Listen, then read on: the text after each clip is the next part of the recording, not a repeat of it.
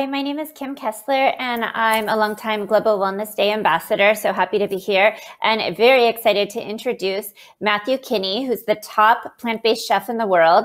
He has more than 25 restaurants worldwide, from all the way from Brazil and New York, LA, Costa Rica, and also a great partnership with Four Seasons Hotels and Resorts, including Four Seasons Los Angeles at Beverly Hills, Four Seasons Bahrain, and others. He also is the author of 12 plant-based cookbooks, and he's been recognized by Food and Wine magazine and the James Beard Association. And I've been a big fan for a long time. I'm sure many of you have been to his restaurants, the Plant Food and Wine and the vegan pizza restaurant Double Zero, which is currently open again in LA. And we're just so excited to welcome Matthew Kenney, who's going to be giving a demonstration on how to make the best vegan gazpacho. Welcome, Matthew.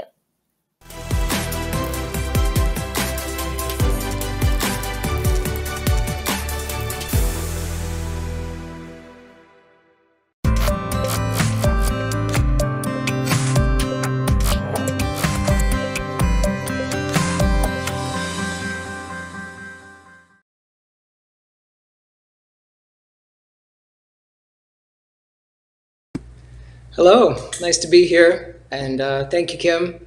So happy to be making gazpacho on this summer day, one of my favorite dishes. And we have beautiful tomatoes, so I'm going to go to the kitchen, and Kim, feel free to ask me anything you'd like.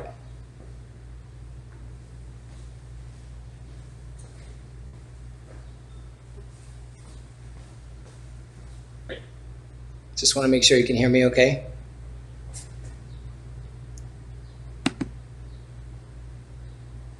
Okay, great. So gazpacho, actually the dish originated, it's an Andalusian origin dish from Spain, and really it came as a result of the conundrum of how to use stale bread, or I could call it Dale bread, which has a lot of really good uses, from panzanella to gazpacho to croutons. So that was the origin, and it would be mixed in a mortar and pestle with olive oil and garlic and a little bit of water, and then vegetables would be added, and it was kind of a really rough, chunky pulped soup. And over time, it's taken many different directions. There's green gazpacho and white gazpacho, which happens to be my favorite, with white grapes, and I just love it. It's really, so fresh and rich at the same time. Green gazpacho, of course, with more cucumber and green vegetables. But the more classic version is with tomato, and that's what I'm going to make today with some heirloom tomatoes from California. So pretty easy to make, and I made some a few days ago, and actually it was my lunch for the next 3 days. This kind of dish gets better the next day. So I'm going to basically show you. And for the best results, it's nice to do the preparation a day in advance and let it marinate overnight, and then blend it before you finish and garnish it. But for today, I'm going to make it family style. I'm going to make a big bowl of it, and that way people could ladle it out and everything. So first, let's talk about the ingredients. A variety of different tomatoes, so many different types of heirloom tomatoes, and you just want something that's really ripe and sweet, and beautiful cucumbers. And then these are the basic ingredients: onion and sea salt. I have my sherry vinegar. I'm sorry, red wine sherry vinegar, aged sherry vinegar, and olive oil. Very important ingredient. And then I have a number of garnishes as well. I have some flowers here and some broccoli sprouts that were really nice at the market today. For the garnish on top, we're going to use avocado, and this is what's called a gold bar squash. I'm going to use a little bit of dice of that and a little bit of summer squash as well. But first, we're going to show how to do the marinade. So everything basically is chopped. It doesn't have to be perfectly cut, but you want things roughly the same size so that it blends to the right consistency. And there are some people who prefer gazpacho a little bit chunky. I like it pretty smooth, and then I like to add the textural components at the end. and I like that contrast. But if you prefer to have something a little more chunky, a little more textured, you could blend just for a moment, and then remove perhaps 1/3 or 1/2 of the gazpacho base. Blend the rest of it really smooth, and then add them together. So you can control the texture depending on what you like. But for me, I like it really smooth, and then I like to add all these textural contrasts at the end. So first we're going to do a little cutting, and I'll wear my glasses for that to watch my fingers. So just some of these beautiful cucumbers, and I'm just going to add everything to the bowl so you can look at it all together.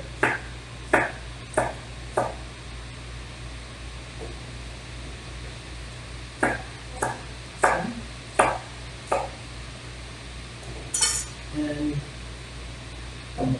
cut up our tomatoes.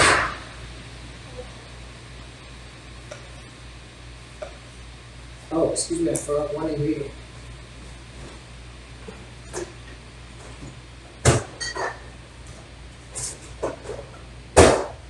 Very important, good thing I had it in the refrigerator. Red bell pepper. So just chop these up. You can see like how beautiful these tomatoes are, just so really perfect fruit. The quality of the ingredients is critical because, as you can see, there are very few ingredients involved here. And therefore, everything has to be really, really nice. And these green tomatoes are always gorgeous. See that? Red in the middle. Get excited about summer tomatoes.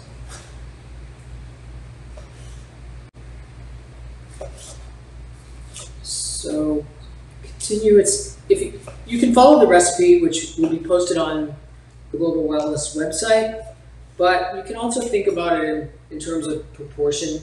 If you prefer a more tomato-centric gazpacho, it's more like 3 tomatoes to one of the other vegetables, combining bell peppers. But sometimes I like a little more of the other vegetable, and so I'll do it, a little differently. But it's never going to turn out the same. And for somebody like me who has a hard time following recipes, you never know how it's going to end up, and that's kind of the beauty of it, because you can get so many different variations.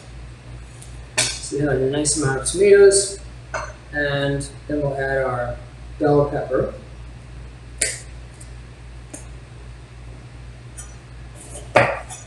And just wanted to thank the organizers of Global Wellness Day while I'm cooking here. I've been involved for about 3 years, and it's really, I started my day kind of being appreciative of wellness. Went for a run, worked out, did some yoga, got some fresh air, drank a lot of water, made a good strawberry smoothie. And so I think that, incorporating, stopping for a day and really appreciating wellness and whatever we can do to create wellness in our lives and those around us, it's really important. So I've always really loved this, the mission behind Global Wellness and everything it stands for, and it's really something that I look forward to every year. So happy to be here. Here's our bell pepper. We'll just set the rest of the vegetables aside. And you can set the vegetables aside and cut them in a dice if you like, and use them as a garnish, or you can just save them and use them for a vegetable stock or whatever. Okay, so we're going to do a little bit of onion. And this is a huge onion, so we certainly don't need all of that. Some like garlic in their gazpacho, and again, if you're going to use the garlic, I would recommend using the mortar and pestle and really like breaking it down with the olive oil and some salt. It's going to give it a nice creamy garlic texture, but I prefer, actually, on a personal level, not using the garlic. I think it's, for me, it's a tiny bit harsh for the fresh, clean, raw vegetables. So, cut our onion, and then this is the base, these beautiful, colorful vegetables. And then you want to give it some seasoning. And you can add more seasoning at the end, but this is going to marinate overnight. So olive oil, healthy amount of olive oil, and sherry vinegar.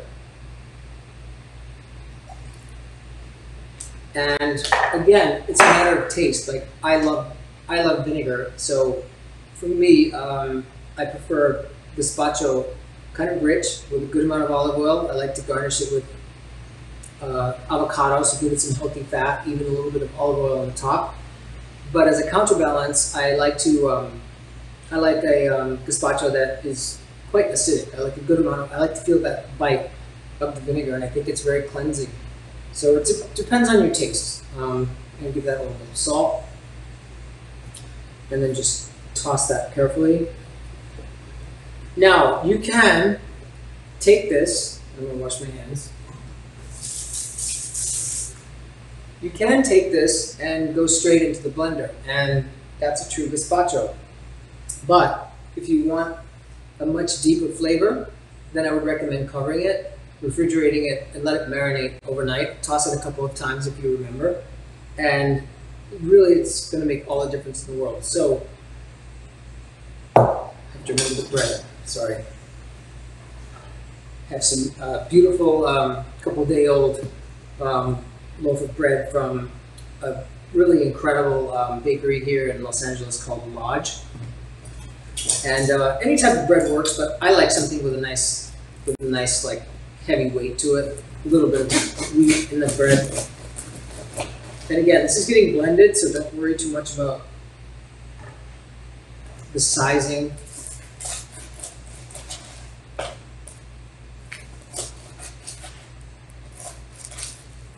You can even rip it apart if you want to.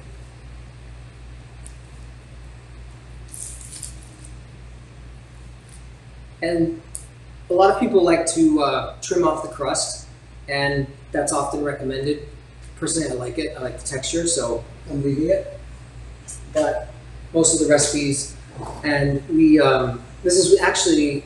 launched a culinary school called Food Future Institute about a month ago, and we have about 600 students from, I don't know, 60 or so countries taking the course.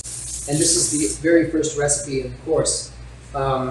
And it's been amazing to see students from all over the world kind of creating their own iteration and their own garnishes, and we have some beautiful examples of it, really colorful. So this is our prep. You can see how colorful it is, and then I'll show you the one I have, which I marinated yesterday, and it absorbed all that liquid. The liquid from the tomatoes, the bread kind of absorbs it, and this is actually ready to go into the blender.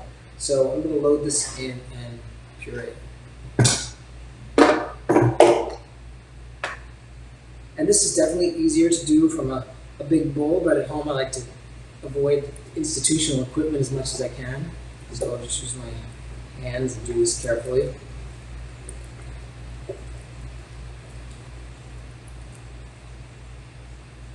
And it's okay to pack this up. This will feed 2 people for 3 or 4 days for lunch.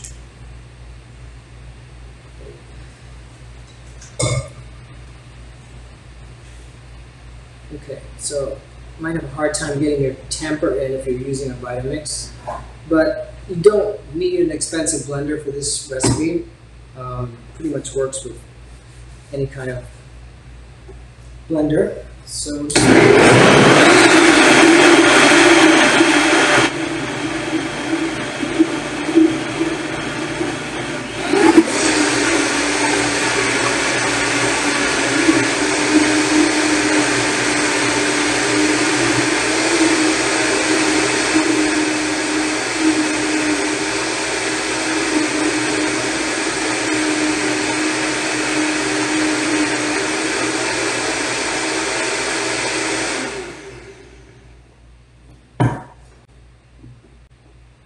you just want to take a look at the texture. If you wear glasses like me, you can use them. Yeah, that's nice and creamy. So good. So I'll set that off to the side, and I'm going to prepare my garnishes. And I think just for fun, we'll do like a family style presentation today. We'll use one bag of bowls. So excuse me.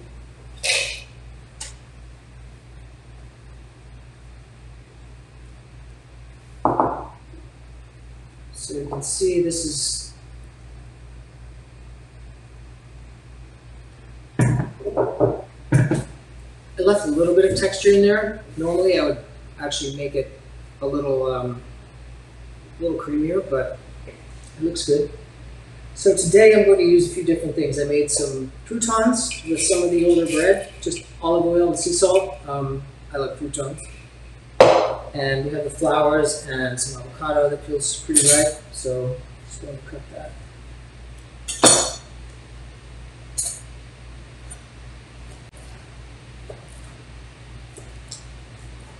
It's actually, in our culinary school, this is actually part of the knife skills recipe. We use the ingredients from the knife skills to make the gazpacho. So it's kind of a dual exercise. So you just want to evenly drop these in, not just gently because you don't want them to sink. You want to keep them on the top. Another option would be to put a few of the pieces of avocado on the bottom of the bowl, which is a nice surprise when you get down to the end because you've eaten all the nice things off the top.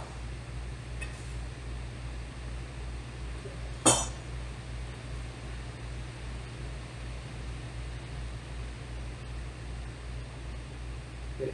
And then take a little bit of squash.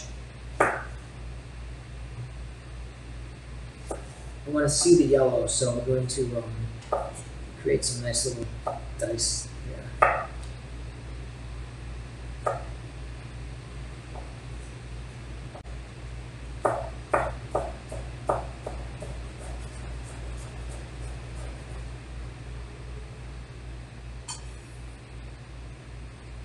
And again, all over the top. That shouldn't be there. You can see it's starting to get pretty colorful. So I'm going to do the same thing with some zucchini.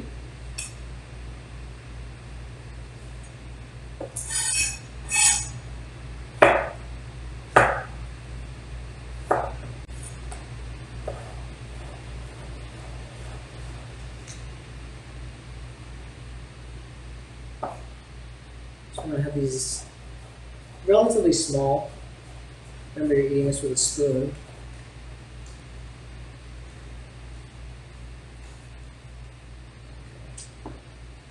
It's getting really colorful now.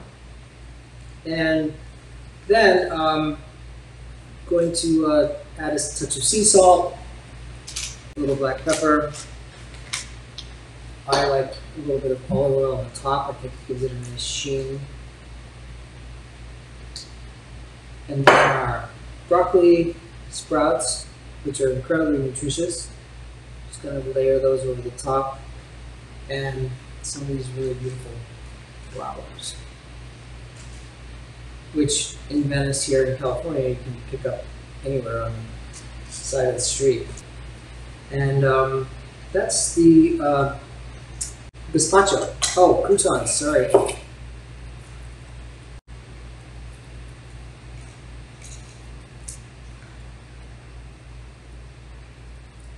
I'm going to bring it closer to the camera so you can see it.